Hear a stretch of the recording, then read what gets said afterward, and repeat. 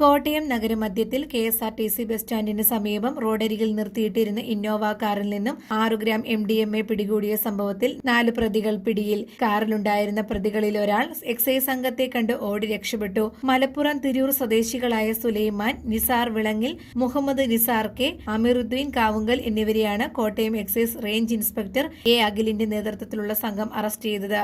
MDMA കടത്താൻ ഇവർ ഉപയോഗിച്ച് ഇന്നോവ വാഹനവും എക്സൈസ് സംഘം പിടികൂടി. കേസിലെ പ്രധാന പ്രതികളിൽ ഒരാളായ പത്തനംതിട്ട സ്വദേശി അതുൽ അശോകൻ സംഭവ സ്ഥലത്തു നിന്നും ഓടി രക്ഷപ്പെട്ടു.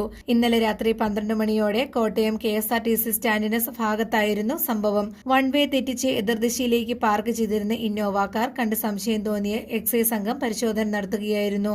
ഈ പരിശോധനയിലാണ് കാറിന്റെ സീറ്റിലെ പിന്നിലെ ബാഗിനുള്ളിൽ ഒളിപ്പിച്ച നിലയിൽ MDMA കണ്ടെത്തിയത്. തുടർന്ന് 4 പ്രതികളെയും എക്സൈസ് സംഘം കസ്റ്റഡിയിലെടുത്തു. Kottayam range excise inspector A. Akhil, assistant inspector Sunil PJ, grade assistant ഇൻസ്പെക്ടർമാരായ Nizam I, Santhosh Kumar B, grade preventive officer Biju VK, civil excise officer Praveen Kumar, വനിതാ civil excise officer T Veena എന്നിവർ പരിശോധനയ്ക്ക് നേതൃത്വം നൽകി. News bureau, Kottayam.